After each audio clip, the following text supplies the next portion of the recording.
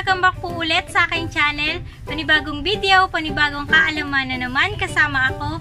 Sa mga hindi pa po nakakakilala sa akin, ako po si Grace. And kung bago ka lang po sa channel ko, please do subscribe, like, and share na din po. So for today's video guys, samahan nyo akong i-rescue yung suwi nung aming sensation doon sa aking pinagbablagan dati. Kasi yung puno na pinagbablagan ko doon is na tumba gawa nung bagyo na Quinta. So tatanggalin natin siya doon and ilalagay natin sa paso. Kawawa kasi siya nasusunog gawa ng direct sunlight. And kung bibigyan rin po ako ng tips kung paano natin sila alagaan. So ayan guys, puntahan natin yung sinasabi ko sa inyo na sensation. Na na kasi yung puno naming akasya dito, natumba siya nung bagyong Quinta. So papakita ko sa inyo yung sensation. Ayan yan yung puno. Ito, yan. Tapos andito yung sensation. Kita nyo? Ayan, daan tayo dito sa mga tanim-tanim. And ayan. Ayan siya guys. Ito. Sensation po ito. Yan. Kaya ganito yung dahon niya nagba-brown and merong mga ganyan-ganyan. Kasi direct sunlight na siya nung nabuwal yung puno ng akasya. So ayan, kukunin natin siya ngayon para itanim naman siya sa paso. So ito siya guys, ito lang yung papangdukal ko sa kanya. Wala kasi kaming itak. Pero guys, kung purpose nyo naman sa pag-aalaga ng sensation is para magparami kayo, mas maganda na direct talaga sa lupa yung ating gagawin para mas mabilis silang dumami. Kapag nasa paso kasi, matagal silang lumaki and matagal magkaroon ng suwi.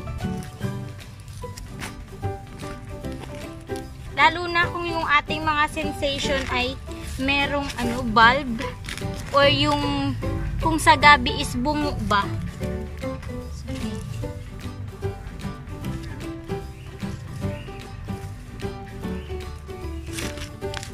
Ayun. Siguro kaya tumubo dito, may naiwan siya na na bulb. Ayan. So tingnan natin.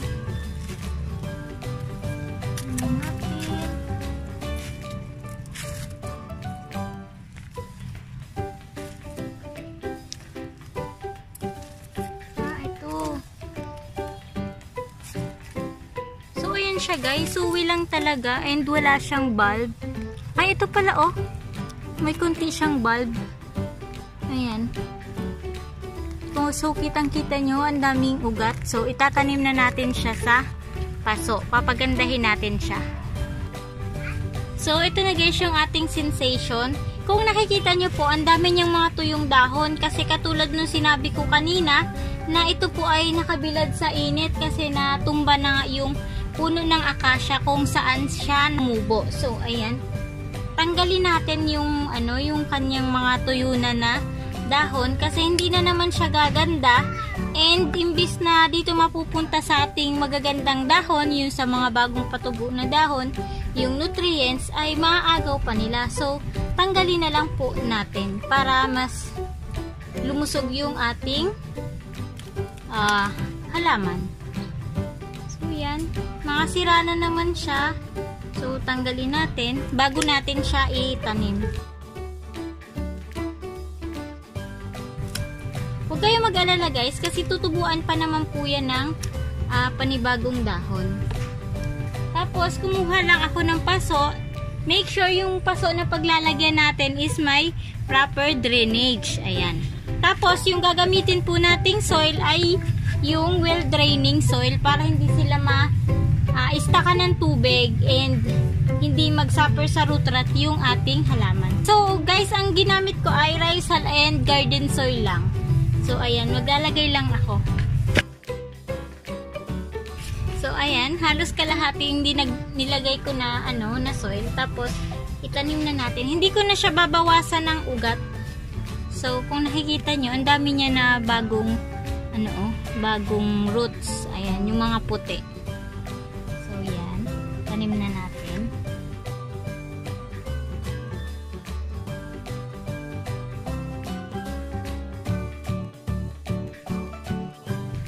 So, 'di ba guys, basa yung ating soil na ginamit. Hindi ko na siya didiligan para hindi naman ma-overwater yung ating kakaripat na sensation. So, ayan. Pagagandahin natin siya. So, ito na guys yung aming sensation. Ito yung kasamahan din niya. Yan. Kaya medyo madumi pa siya. Kakaalis lang namin nito dun sa kinuhaan natin ng maliit na sensation. Ayan. Tapos kung mapapansin nyo po, maraming sunog yung kanyang mga dahon. Kasi, katulad ng sinabi ko na wala siya sa shaded area. So, ayan. Hindi ko pa siya nalilinisan and hindi pa namin natatanggal yung mga old na leaves. So, katulad guys, nung sinabi ko, saan ba natin sila dapat ilagay? Pwede po natin silang ilagay indoor. Tapos, pwede rin po sa, bright indirect sunlight. So, ayan. Kasi ayaw nga po nila ng sobrang mainit. Madaling nasusunog yung kanilang mga dahon. So, ayan. Tapos, kung sa pagdidilig naman po, kung paano natin siya diligan, o depende sa gamit nating potting mix kung kailan natin sila dapat diligan. Wala naman po talagang schedule yung pagdidilig. Depende po kung sa lagay ng soil na ginamit natin. Kapag po ang ginamit nating soil sa kanya is may halong coco peat, matagal po yung matuyo kasi nag-hold yun ng masyadong madaming tubig. Kaya ang laging ginagamit po namin dito sa garden is garden soil and tsaka yung rice hull. Kasi yung rice hull po ay mabilis siyang mahuho yung tubig niya or mabilis lumabas dun sa potting mix. Pero nag-hold din po siya ng moist. Yun din po yung gusto nila. Tapos kung hindi po tayo sure kung kailan tayo dapat magdidilig, yung lagi ko pong sinasabi na i-dip natin yung ating daliri ng 2 to 3 inches sa soil. Kapag slightly dry na po yung ating soil, saka lang po tayo magdidilig. Lalong-lalo na po kapag yung ating mga sensation is sa loob natin ng bahay nilagay, matagal po sila bago matuyuan ng tubig. Pero wag naman po natin silang totally dry yung kanilang soil. So, sa usapang fertilizer naman po, mostly kasi hindi na kami naglalagay ng fertilizer dito sa sensation. Tulad din po ng, ng peace lily. Hindi na po kami doon naglalagay ng fertilizer kasi nga po, mas maganda naman yung tubo nila. Mas mag-green yung dahon and mas malusog naman sila. Sa temperature naman, kung sa temperature naman po, kailangan din is mataas yung humidity ng ating paglalagyan ng ating sensation. Pwede po tayong mag-misting kapag nasa loob ng bahay yung ating mga sensation. Kung nasa loob din po siya ng bahay, ugaliin po nating linisan yung dahon ng ating mga sensation kasi habang tumatagal or lumilipas yung araw, kakaroon po ba ng mga alikabok. So, kahit once a week lang po is linisan natin yung dahon nila. Kahit magbasa lang tayo ng linis na towel, tapos tubig lang po. Punasan natin siya. And then, after natin siyang punasan, tutuyuin din po natin siya ng malinis na cloth. Ayun. Yung mga hindi na po gamit, ayun.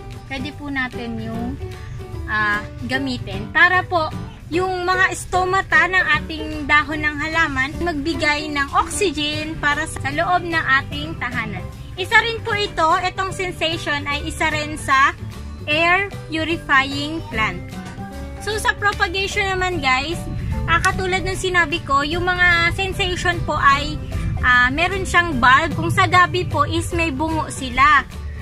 Tapos pwede po natin yung ikat, tapos itanim natin. Doon po sila sumusuloy ng 2 to 3 na suloy kapag kinat po natin sila. Tapos, Yun nga po, tulad nung nitong maliit, ito po ay suloy lamang na naiwan doon sa pinagkuhaan natin kanina. So guys, maganda po itong indoor plant, and kapag po kasi, bumubulaklak din po itong sensation, katulad ng bulaklak po ng peace lily, ganun din po yung itsura niya, medyo malaki lang po siya compare dun sa bulaklak ng peace lily. So ayun guys, doon na po tayo nagtatapos. Sana po ay nag-enjoy at may natutunan ulit kayo.